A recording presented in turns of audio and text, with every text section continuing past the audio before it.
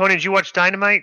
Yo, I did. Boom. Yeah, so they got back up over 900,000. They got 902,000 viewers last 906. night. So. I saw your prediction, Disco. You think Collision's going to take a little drop? Yes, and so does Brandon Thurston. Yeah, that's what I saw. Yeah, well, bro, it's historical. I mean, like, there's a lot of if they go up, it's like congratulations. But I don't see like there's no. They don't do cliffhangers. They don't do threads. They announce a lot of matches that aren't interesting. So I don't know. So let's get to Dynamite. So we start off with so this is the go home for the Forbidden Door, right? Which I just no surprise here. I'm not interested in that pay-per-view because I'm just not interested in the Japanese guys. But they start off with Matt Hardy and Jeff Hardy against the Guns, and basically what happened here? This is not a long match because you can't put the Hardys in a long match. They're not they've lost a step, right? Yeah. So Jeff worked over both the Guns and did a twist of fate in Colton. Jeff went up top for the Swanton. Then Juice Robinson showed up and distracted the ref while Jay White shoved Jeff off the top rope, and the Guns hit the finish on the finisher, and then Austin scored the pin. After the match, the White and Robinson worked over the Hardys, and Robinson punched Jeff while holding quarters in his hand. He set to do the same to Matt, but Ricky Starks ran out. When he was outnumbered, Dax and Cash ran out. And then CM Punk ran out with that. This was – I don't know why on earth they didn't do this, okay? Bro, the crowd was, like, anticipating Punk coming out. CM Punk. Bro, hit the music. The place would have got the. He just came running out. Like there was no music on his entrance and stuff like that. And I was like, what a missed. That's what you're supposed to do. Like if Austin's coming out, the glass hit the crowd. I don't know. I thought that was weird that they didn't do that. But basically, Punk took the mic and said that if the heels want to fight so bad, they would have a match next week on Collision. Then he stated that the match would take place on Saturday. Then Punk labeled himself a Collision guy and said he wasn't even supposed to be there. And Punk called for his music, which played while he, FTR, and Stark celebrated. And Punk looked in the camera and said he likes the 4-on-4 odds and said it would be their funeral. Did this make you interested in seeing their 8-man tag match on Collision this Saturday? No, not really. Yeah. Didn't they just have a 6-man last week? The main event with the 6-man, yeah. And now it's an 8-man? Without Samoa Joe, I guess. Or is Joe in it? I thought we were supposed to see a angle between Punk and Samoa Joe. No, it's supposed to be wrestling. No. The match is the Guns and the Jay White and what's his name? Right. Yes. No Juice. Yeah. So here's what's going to happen. Joe is going to interfere. Bro, it's like you can see these storylines come from a mile away, and it's like I don't know. What do you think of this, Cody? I'm underwhelmed by this. I like the Guns though that they're working with these top guys here. They're in the mix with these with Punk and them, which is good for those guys. Yeah, they're good. Yeah, right. They did some good tag team moves and worked the crowd good. Know how to get heat. But this was just the match was good. Jeff looked good, but really this was all about the aftermath, all the run-ins, and the people were hot for Punk, he's hot. So, this is Chicago, yeah, I'm not in, I don't think he could be anywhere, bro. It isn't just Chicago, but, I don't know. I'll call you out. So you're telling me that if he goes to let's say, I don't know, New York, they're going to boo him? Well, he might get boos. Yeah, not booed. Right. He's a complete 100% babyface pop in Chicago. Yeah, I'm telling you that in other towns he might get the mixed reaction. Bro, he's completely miscast as a babyface. I mean, I don't want to see 100%. I don't disagree with you there. Right. So I'm wondering if once they get out of they just used him for the Chicago babyface pops and stuff. Everything. I'm just wondering if they're going to turn the switch on this and start turning him heel, which he's a better character doing. Doesn't look like it, but yeah, I think he's miscast. Right, because the return packages, video packages, they got some boos in those towns wherever they were, almost 50-50 the second week. So. Right. So next, they had a video about where Jeff Jarrett talked about facing Mark Briscoe and basically said he's going to beat him up. So they cut to the concourse where referee Paul Turner they have a concession stand brawl. That was kind of awkward. They're interviewing and then they open it up and they're there in the concession stand. Yeah. Right. It's another awkward, like I said, like watching Monday's show, like Raw, and how the screws were tightened and everything made sense and all the dots were connected. Like right off the bat here, we get like something kind of a little confused, just awkward, right? So Jarrett was throwing popcorn at Briscoe, and they started fighting to just a typical concession stand brawl that made no sense because all the heels, Jarrett's crew started interfering. Now who was this? So Karen Jarrett came out and she interfered. Who was the other chick? There was a chick in black. Who was that? Two of them. One of them interfered. The other one went and threw water in his eyes to get the ketchup out. Like, who are these chicks? And they were like, "Are you girls ready?" And there were like 5 girls behind the concession stand. They were like, "Yeah." They never said who they were, why they were there, why are they getting involved? You're not wrestlers. You're not talent. Was the gimmick is that they were supposed to be concession stand workers and they just got involved in the fight? And I think that's what it was. Who else? They were actually when the guy said, if you remember at the beginning, the guy goes to Jeff, "Are you ready?" The other guy, "Are you ready?" And then he asked the girls, "Are you ready?" And I was like, what are they going to do? Yeah. Was there any explanation or anything to this? No. Okay. All right. That was very weird. Yeah. Yeah. They said it's okay. So this is the thing. Let me read this. Turner, the referee Paul Turner, asked both the fighters and the women working the concession stand if they were ready, and then started the match. Yeah. So they were the women working the concession stand. That's right. it. Which they never alluded to, but you just assume because they're standing behind the concession stand. They never gave their names. I mean, what girl would actually get involved? Yeah, but this is so ridiculous. But so then they do a thing where it's like this is so brother. I'm surprised that they laid this out like this with Jeff, right? So they come out, they make their way to the arena. And Sanjay, Lethal, and Jarrett and Karen are all 4-on-1 attacking this guy. Nobody's coming out to help. They come down to ringside and they're going to set the table that random table that's always there with the black tablecloth over is set up. There's somebody sitting at the table and they're trying to set the table up, and Jay Lethal's just trying to tell the guy to get out of the way, and the guy stands up and it's Papa Briscoe.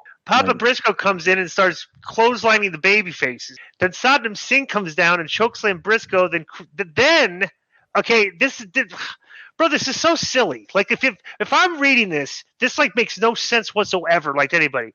Then Chris Daniels, Trent Beretta, and Chuck Taylor come out after they were four. Well, how long were they 4-on-1 on this guy? 5-10 minutes for a while, right? So then they come out and they started getting beat up by Saddam Singh at ringside, he's trying just like chopping them, but like his aim is terrible, not good. Yeah. It's like he's got it looks like a big guy, like you're throwing it like 102 mile an hour fastball behind him and he's 10 miles an hour away to swing, like he's just whiffing and missing, right? So then Ray Phoenix and Penta come out and they all were like beating up Saddam Singh, and then Phoenix did a springboard on him, and then Penta scooped super kick Jarrett, and Briscoe rolled him up for the win. And here's the thing: Phoenix and Pentagon came out, and it was never explained why. Why are they out there? I don't know if they tell the announcers what's going on. Okay, Alex Abrahantes was with them too, and Mark and Papa pointed to this guy to pay tribute for the late Jay Briscoe for this disaster, which is actually not a tribute to Jay Briscoe at all, if you think about it. I thought this was absurd. Like I said, there were so many. Like I don't know. I'm surprised that Jeff let this play out like it did, and I would suggest that there were so many people involved, he just doesn't care, But what I thought, this match obviously was inspired by that infamous. What was it? Tupelo. Yeah.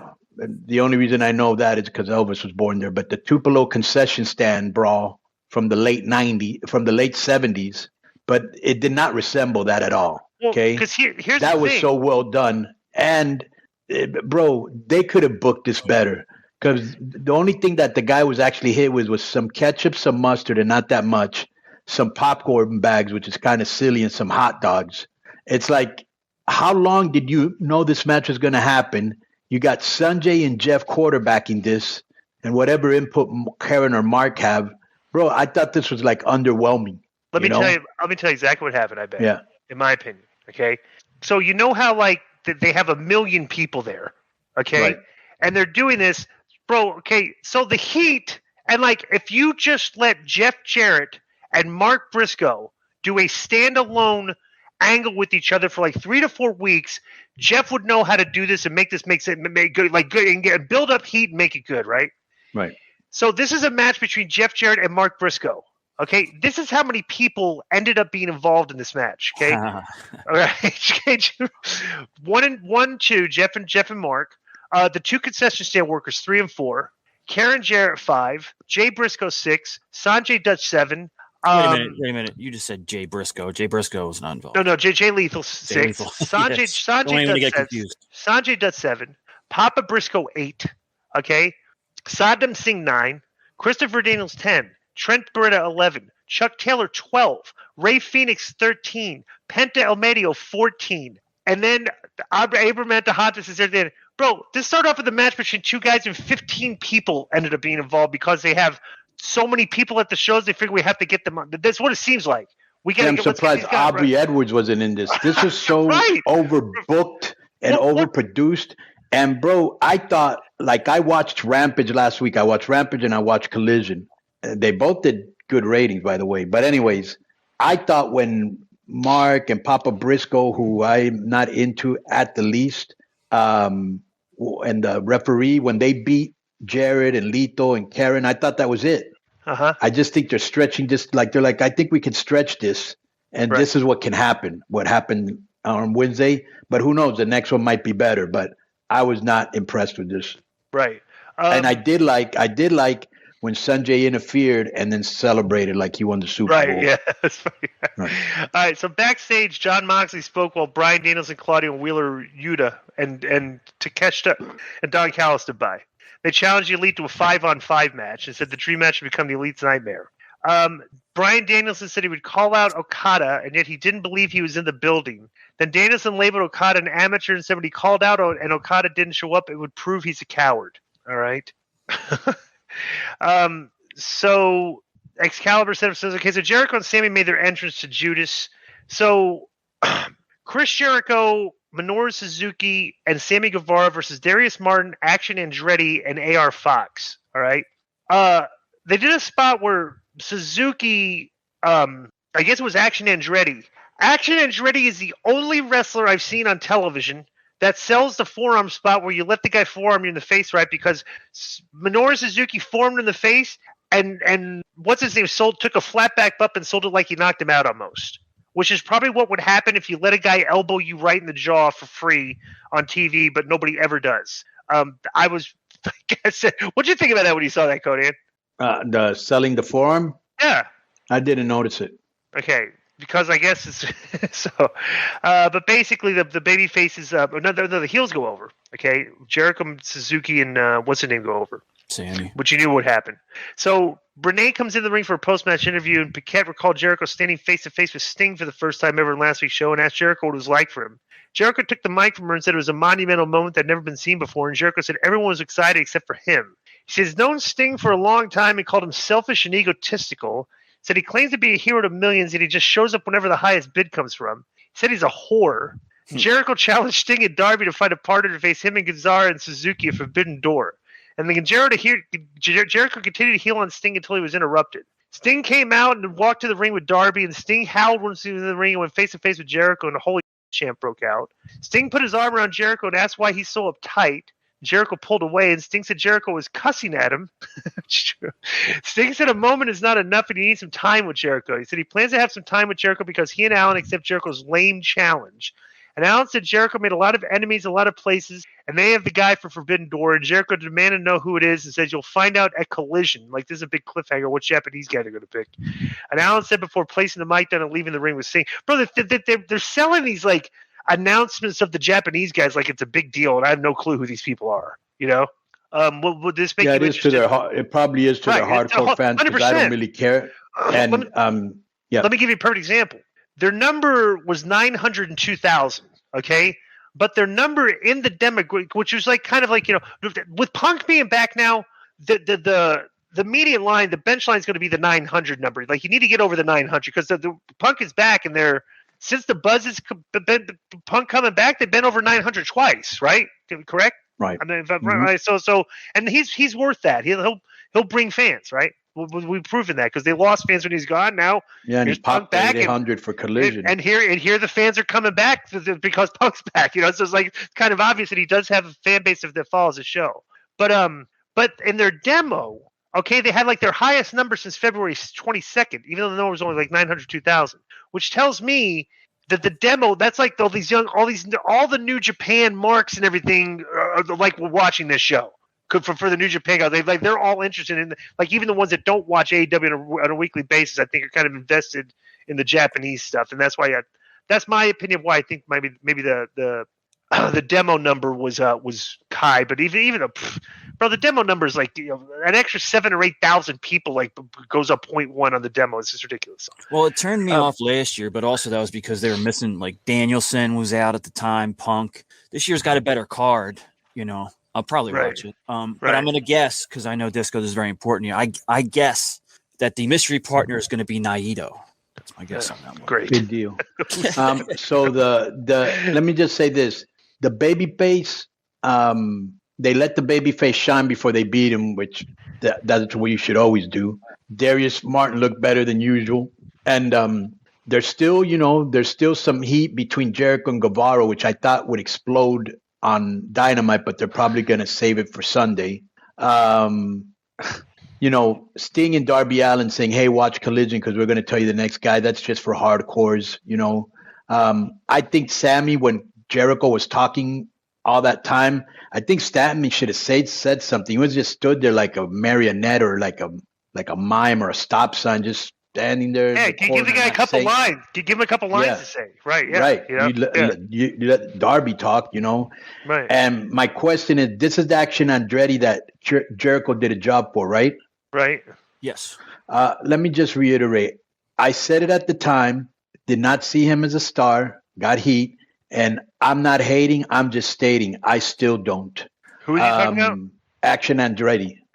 He's right. Yeah, well, bro, he did a job to Jericho, basically to give this guy the rub. You let people online start talking about this guy's going to be a star and stuff, and they're wrong every time. It's like these fans like these high flyers and think no, they're not stars. You have to personality. Remember once when our boy, remember once with Jericho, and of course you got to put over your product. If you don't, who is going to?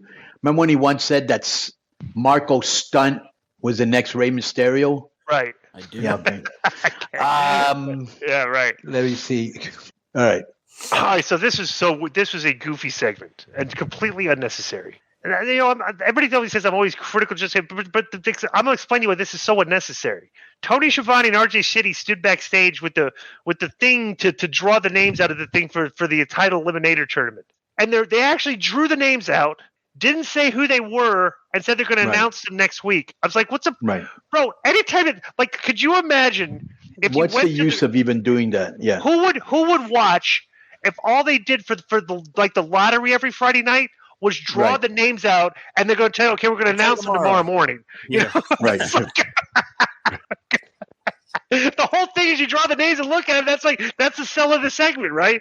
Right. So Omega, Hangman, and Page were backstage, and they talked about the BCC's challenge. Page said the BCC knew Omega already had a match, and that's why they picked a 5-on-5 match. And Omega said they found a friend in an unexpected place. Eddie Kingston came in and showed more personality in this segment than all four of those other guys combined. He said he doesn't like or respect Elite, but he hates Castagnoli more. And Kingston said that makes 4 members of their team and wants to pick the 5th person. And he said the Elite members may not like this person, but he likes and trusts him and will make the announcement. Bro, I don't want to come up as negative, but pull your thing down. Like down, Cone, yeah. I don't want to come up as negative, but come on. I mean, the Bucks' body language and just the way they do the promo, it almost feels like they don't even want to be there. That's what it looks like. Like I said, Eddie Kingston came in, and it was almost like charisma was interjected into this flat segment where we're just standing around talking they're not even using any body language. They're just literally standing there talking with their hands at their sides. I don't know. Like I said, these guys, bro, when you on American television, you have to be able to make a segment like that interesting, right? And thank God Eddie Kingston came in here, because if those other 4 guys just sat there and talked, it's not interesting. And that's a problem that these guys have, and that's why they're not getting over like they should. And that's a valid criticism, and I defy anybody to argue that with me. And it's very obvious, So I had this on, but I'm missing something here. I'm missing out on this, because why is Kingston fighting against the Blackpool Combat Club? Because he doesn't like Castagnoli. Hates Claudio. He said it various times. He didn't like anybody. But he hates Claudio, so he wants to fight Claudio enough that he'll join up with these guys. But the condition was I got to pick my partner too. Which I would have said, go yourself, But but they needed an extra guy because one of them is not going to be there, okay? Because Kenny's got a match, right? So, I don't know. This is very convoluted. So Cole comes out for promo. He asks who was ready for story time, and he said he didn't win. He was disappointed. He noted that MJF didn't win either, and he said it was a smart and yet also cowardly thing to do, and MJF declined to extend the match by 5 more minutes. And he called out MJF to talk about his rematch. So MJF comes out and told the fans to keep their poor mouth shut when the champion is talking. MJF said he's worried about Cole because he's lost track of time last week, and he said he also claimed that he had time. He's worried about his concussions, like because he lost track of time. It's like he does good. Like he makes some good points when he's doing his promos, unlike a lot of guys in the show, right? And MJF said they had a war and earned each other's respect, and MJF said because he cares about Cole's well-being, the answer is no to the rematch. He said assumed MJF would say no, and said they could fight on the spot. And he just whipped MJF's ass in Chicago. Tony Schiavone stood up and said he had an announcement. Both men told him to shut up, and Schiavone recalled drawing names from the Eliminator Tag Team Tournament, which was supposed to announce on Collision on Saturday. But Schiavone said the first name he drew was Cole's, and the second was MJF, so now they're going to be partners.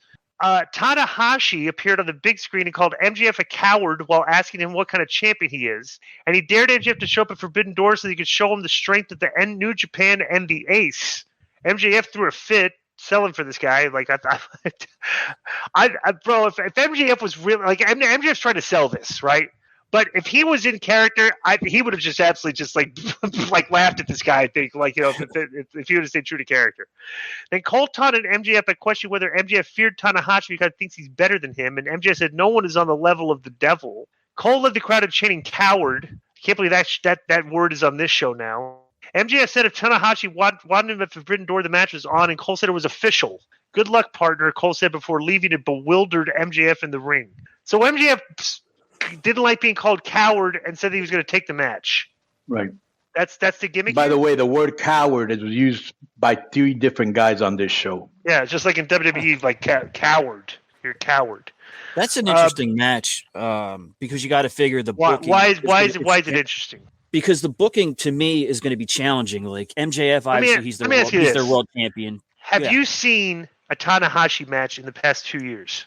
I don't know. Probably not, because I remember his matches with Jericho. But I don't know it's not, bro. For nobody that's seen Tanahashi, this is not interesting. Yeah, I'm not saying. If you know Tanahashi, follow like this fan base that follows New Japan and watches this show and everything, this is very interesting. But for people like me, I've never seen this guy work. I've seen it maybe one time.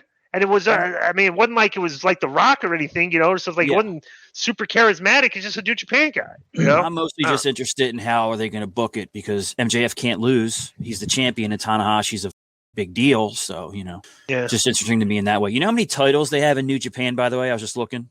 How many? 12. Oh, my God. So they showed the brackets for the MJ. Okay, let me tell you if you're excited about these matches coming. This is the Owen Hart Cup, all right? CM Punk versus Satoshi Kojima. You excited about that? Not excited, but I'll watch it because I like Kojima. Oh, yeah. Okay. All right. So here we go. So this is where the angle is going to gestate because the winner of Punk versus Kojima is going to face the winner of Take a Wild Guess. Joe versus somebody? It's Roderick Strong. So who's going to win those 2 matches, Konnan? Samoa and Punk. Right, so they're going to use that match in like a tournament quarterfinal though, or whatever. That's yes. So that's a quarterfinal. So, Dustin Rhodes versus Powerhouse Hobbs. You interested in that? No, but Hobbs will win that. Juice Robinson against Ricky Starks. Starks will probably win that. I'm thinking. Okay. The women have Britt Baker versus Ruby Soho. What is it? 8-person tournaments? Yeah, 8. Okay. All right, go ahead. Yeah, I don't know who'll win that one. I'm assuming Britt. Yeah. Okay. Yeah. Anna Jay versus Sky Blue. Oh, booty match. Okay. Unfortunately, I think. Well, that's because Anna Jay's going to have to go over there. But they're trying to push Sky Blue, but you can't have Sky. I don't know. I think the booking of this, they'll do the obvious stuff. Okay. Nyla Rose versus Willow Nightingale. They like Willow, so it's going to be Willow. Okay. Well, she's a New Japan Strong champion. Athena versus, I've never heard of this girl, Billy Starks. Who's Billy Starks? Billy Starks. Is she one of the Iconics? Is she? Look that up, Joe. No, I don't think so. God, This is hysterical. No, Like, this is Billy. let me get you want to hear some blue-haired chick. I don't know her. All right, you want to hear Powell's POV of this? Okay, ready? Yep. Wait, hang on. Okay, good. Here's Powell's POV. Good Lord. One poorly explained blind eliminator tournament wasn't enough. Now they unveil the brackets for the Owen Hart Cup tournaments. This is chaos. And that's how they announced Punk's first singles match since his return. That said, MJF teaming with Cole is unexpected, could be fun. Bro, like I said, this stuff that the booking is confusing to even like the dirt sheet guys. You know, let me just say something. First of all, you have to suspend your disbelief because it's like, gee, what a coincidence that MJF and Cole were the first two names picked. All right. Okay. All right. Well, yeah, that's not okay. Right. Number two, why is Tony in the middle of the show interrupting them to say that this is a done deal? He doesn't make matches. He should have said something. Hey, we got word from Tony that you guys are going to be facing each other or whatever. Well, because they pulled the things out earlier. I know. Remember Tony pulled the I thing know. out? And he says, we're going to tell you later. So why did he wait till in the middle of the promo to say it? Right.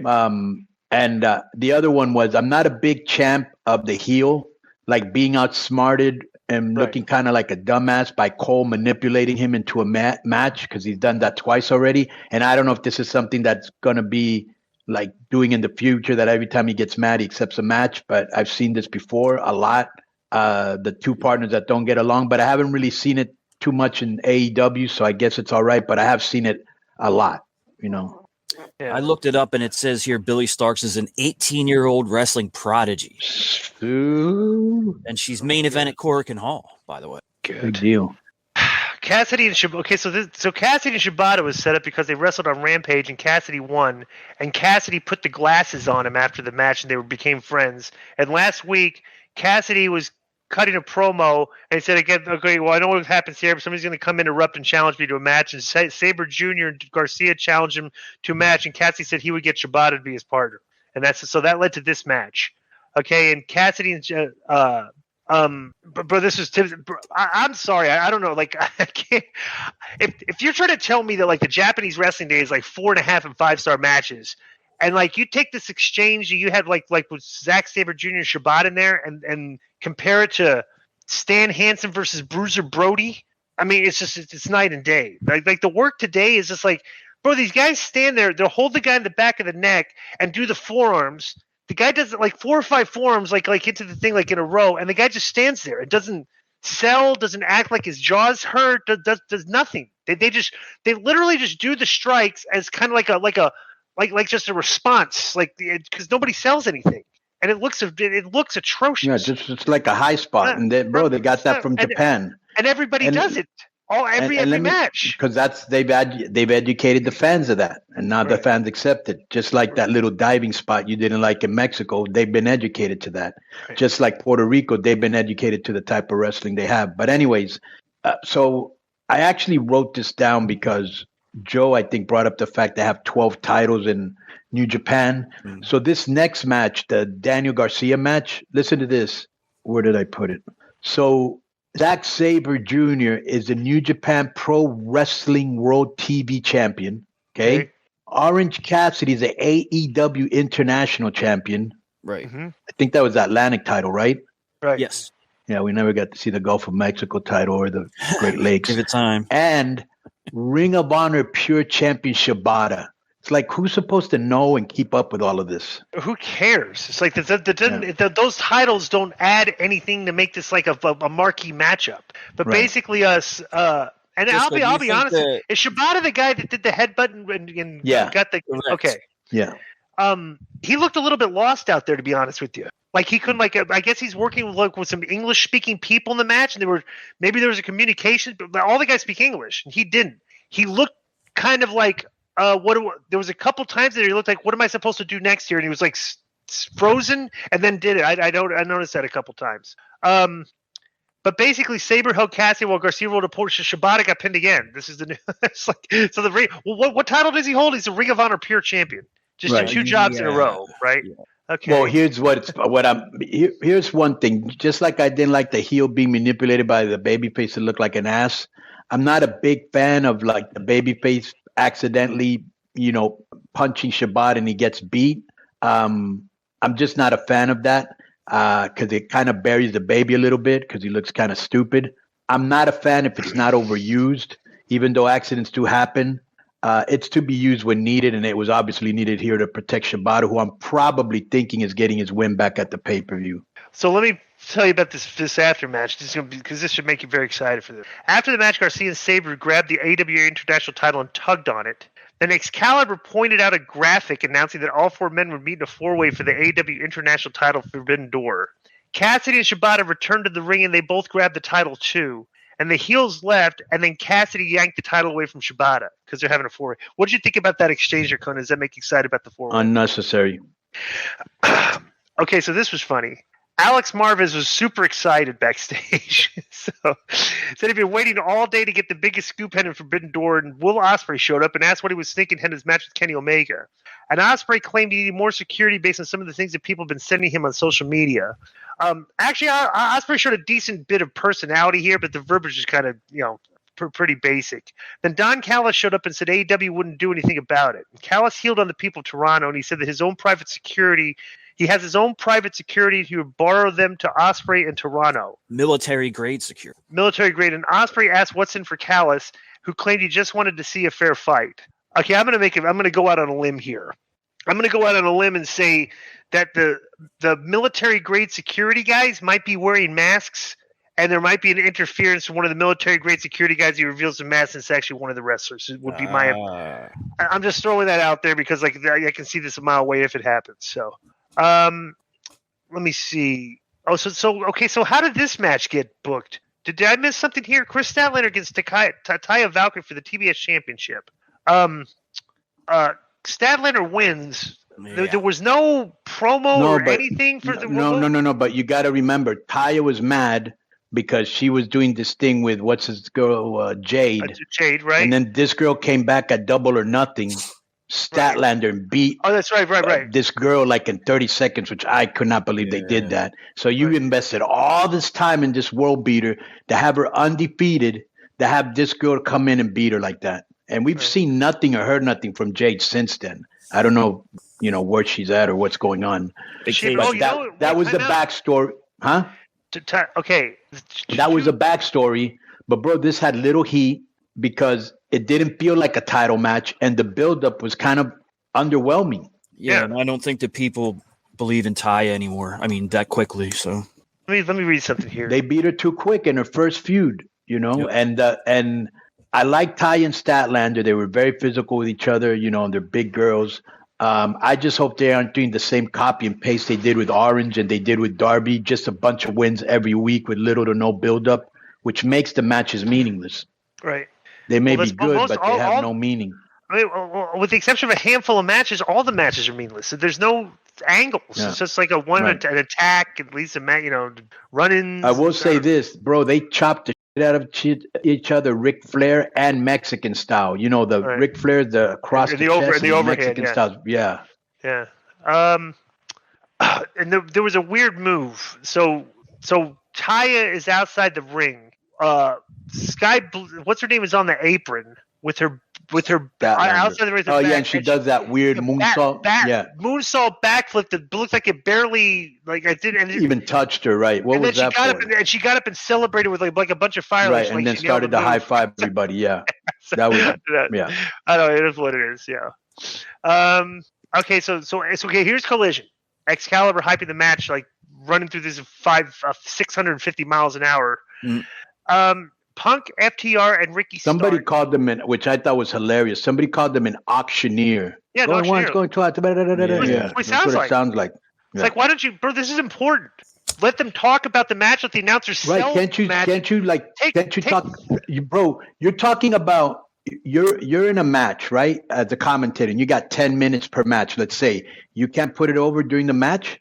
I mean, they don't sell it. You got to rattle it out in 30 seconds like you were an Uzi or something. They announce the matches. They announce the matches without selling them. No. It's so weird. It's like it's completely the opposite of promotion. You're supposed to promote the match, not just announce it. Could you imagine if like they just announced they announce a match? Okay, like they announced Conor McGregor is going to be fighting Nate Diaz again. Right. And you go on SportsCenter and everything, and nobody brings it up. And you go in the news, and nobody brings that, and nobody's talking about it. They just announce it. That's what this comes across as. Well, not just that, bro. When I've always said this before, everything's relative. If you're gonna spit out, 6 matches in 30 seconds or whatever they're doing, however it just shows that they don't really care. So why should you? You gotta showcase it. I'm gonna do this, and I want you to tell me what you think of this, okay? So everybody just be quiet for a minute. Here we go. Punk FTR, Ricky Starks versus Jay White, Juice Robinson, Austin Gunn, and Colton Gunn. Swerve Strickland versus Hiroshi Tanahashi. Chris and Cage address the TNT title. Sting and Darby Allin reveal their tag team partner for Forbidden Door. Nyla Rose versus Willow Nightingale in an Owen Hart Cup tournament match, and Brody King versus Andrade El Idolo. Right. Yeah, it sounds like those car commercials where at the end they're like, 15 to the tag. Yeah. Yeah. So Eddie Kingston comes out. He's going to announce the partner. Like, this is a big moment. Okay, this is a step. This to me was the funniest. I mean, everybody says I'm a hate whatever, but this to me was hysterical. So this is the main event of the show, the last segment, and the big thing is the Eddie Kingston reveal. Okay, we'll reveal the partner that who's gonna be the other party against the Blackpool Combat Club. So once in the ring, Kingston put a shirt on. This was so stupid. He's got his tank top on, his belly's hanging out a little bit, right? So he comes out and he actually says he puts a shirt on, explaining he had surgery and ate a lot of ice cream. Why that was necessary, I don't know, but he put a T-shirt over his tank top. Instead of just walking out with a T-shirt and not even saying anything. Kingston recalled saying that he doesn't like or respect the Elite. Some fans booed. Oh, come on. They're cute. They're good guys, I guess. I don't know. But, bro, Eddie is still really good on the mic. That's the thing about it. He's very entertaining on the mic. Kingston said there's been a lot of things going on that he doesn't agree with. And he said someone who's supposed to be his homeboys has said he's teaming with the Young Bucks who he doesn't like or respect. Kingston said he can't stand Claudio Castagnoli. John Moxley walked through the crowd without entrance music and entered the ring, and Moxley went face-to-face with Kingston, so we're supposed to remember their history, right? They were buddies and stuff, and that's kind of the story they're telling here, even though they're at odds. Then Moxley said Kingston's drawing a line at Forbidden Door. Then Kingston told Moxley they drew the line when he decided to team up with that scumbag, talking about Claudio. Then Moxley mouthed the words every time. Kingston demanded that he finish his thought. Kingston said if Moxley wasn't going to say it, he didn't have time for it. I didn't understand what they were talking about here. Do you know what they were talking about here? No. Kingston then introduced Ishii as the fifth man. Now, this is okay. I'm going to tell the whole thing. I'm going to tell you one of the major problems with the show that everybody will agree with. So Ishii walked out. He had a T-shirt, shorts, and sneakers. Then meanwhile, Bryan Danielson, Claudio, and Wheeler attacked Kingston. Then the big announcement was Ishii's the big guy coming out. They tried to help him. Then he was outnumbered. He got laid out. Okay, so he's literally the big announcement. They announced the guy. He comes down, didn't even get hardly any offense in, and got laid out, and is in the ring selling. Then Bryan Danielson calls out Okada and threatened to stomp Ishii's face. So now he gets threatening to stomp Ishii's face. Finally brings out Okada after Bryan Danielson's been calling this guy out the whole show, and this guy's supposed to be a babyface. So he makes his entrance and went face-to-face with Danielson while Excalibur hyped the Forbidden Door match as a dream match for the ages. I'm trying. This segment was not a great sell for a dream match for the ages. And Yuta attacked Okada from behind. Danielson told him to pick him up, and then Danielson went for the running knee, but Okada missed it or moved out of the way, and Danielson hit Yuta with the knee. Then Okada set up the Rainmaker on Danielson, who slipped away, and Okada picked up Yuta and performed the Rainmaker clothesline on him. They went back to staring down Danielson, who was on the ramp to close the show. Okada had on a T-shirt and jeans. Danielson had on a random T-shirt and jeans, stuff that, bro, this is the problem. One of the major problems with the show and why WWE, one of the reasons WWE outdraws them 2-1 in fans. Okay. When these guys are on TV, they don't look like they show up for work. They're not dressed for work. They're dressed like slobs. They don't dress like stars. They literally dress like, and then you see the difference in the fans. The audience is dressed like slobs at AEW. The WWE crowd is more colorful. They're wearing the merchandise. The wrestlers look like superstars. There's like a more professional atmosphere in the arena, and you comes across on TV.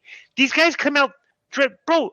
Okada's supposed to be the famous chap. Bro, come out dressed like a Japanese Yakuza guy with a $2,000 suit on, some glad. You look like a freaking star. The guy comes out with a T-shirt that says Dream Maker and Remember what Chono used to look like when he would show up in WCW? Buddha and Chono would dress like stars. Right. They looked like $1 million. Bro, these guys look like slobs. And this is a national TV show where you're trying to draw millions of people to watch your show. There's another show doing exactly what you guys do on this show. The problem is with them is that the problem is that even though some of these guys are actual millionaires, that's how they dress in real life. Yeah, it's like a grunge attitude backstage, and like since they're backstage dressed like that, then it's like I'm just gonna go on TV dressed like this, bro. Remember that started back from that came from all those Ring of Honor guys, Joe and stuff. This was all back from TNA back in 2000, the mid 2000s. Just kind of makes you look indie, which they obviously don't care about. Yeah, they think like, oh, we relate with the fans or one of you. It's like, I just think it looks better if everybody doesn't have to do it, and it isn't for everybody, but the majority should look like a star. Bro, and and this is 100% on. If it comes from the top, if you're writing the show and you're telling the guys what they're doing, you're telling Okada, hey, you come out, you're dressed like $1 million in a suit and everything. We're glad. You tell the guy, bro, dress more professional. Wear some nice. That's what I want on my show. I'm paying you. Okay. And if you notice some of the old school stars, they still get what we're saying. Look at Jericho. Right. Look at Don Callis. Yeah. I mean, like Jericho comes out, he dresses like an aging rock star guy. Bro, you look at all the rock stars, like his age, these guys that get older, they look like Jericho. He's got the funky shoes on, and stuff. He's got the jacket with no shirt, jacket with spikes. Like, look at MJF, how he dresses on the show every week. Right. He's the champion of that thing. He dresses like $1 million. He's in there with Adam Cole. Doesn't really looks underwhelming, and so I don't know. It's like it's just. Some guys get it, and it's like a whole bunch of guys there don't, and they don't realize that. And even the critics of the dirt sheet guys, bro. And this is another thing too. This is a what do you want to call it? A mindset throughout. It starts off in indie wrestling, works its way through the dirt sheets. The dirt sheet guys and stuff. Bro, you go to like these WrestleCons and stuff, everything and all that. When these dirt sheet guys are interviewing the wrestlers, they're dressed like slobs too. Like the only guy that really dresses looks professional is like the Chris Van Fleet guy. Like he puts on a nice shirt and stuff. These guys, I saw a thing where Nick Hausman was interviewing people backstage, and I'm like, I was gonna tweet him, but he blocked me on Twitter. I was like, dude, why don't you dress for work next time? He had he had on what do you call those like lumberjack shirts, a plaid shirt. I'm like, yeah. I'm like, come on, guys. It's like, just let's start visually looking like professionals, because we're looking at the WWE. Bro, these guys look like superstars. Every single Dominic looks like a superstar. Everybody on that show, nobody dresses like a slob. And if you're not dressed like a slob, you're just wearing your gear and no shirt. It's like, I don't know. I would definitely, that'd be one of the things that should make its way into that booking meeting, that booking room on AEW, and guys like Sanjay and stuff. Bro, you need to start telling these guys, you need to start dressing more professionally on this show, period. Because it's hurting the product. It's hurting the visual product. So that's all I got to say about that. So what did you think of the show? Well, I just think, there's nothing really that sticks out that I really want to see, like the stuff with the Hardys and the Guns and the stuff with the Briscoes and Jeff Jarrett. None of that I really want to see. Statlander and Taya either. I think they did a great job of, setting up the matches for Sunday. That's for damn sure. And there are going to be some good matches that I'm looking at the card and I'm like, hey, you know what? I want to see this. Yeah. But, that's going to be a one-time only Forbidden Door, and then we won't see them for a couple of months, There's nothing. Maybe the MJF Cole thing's the only thing I might be interested in. MJF Cole? You mean MJF and Tanahashi, whatever. Yeah, well, that's. I'll be honest with you. With this show right now. When are they tagging up? When is MJF? Oh no, that's right. I don't know. Collision? Right. No, they're not on Collision. No. When they start that tournament. Okay, the Owen Hart thing. The title eliminator tournament. When they start that, that's when they're tagging up. All right. But I'll say this: the only thing that really interests me is seeing what happens with Punk. Because, bro, if 3 or 4 more weeks of this underwhelming stuff, I'm going to lose interest in him again. They need to hotshot some stuff with him, and they're not hotshotting anything. So I don't know. Right. So that's been our AEW review.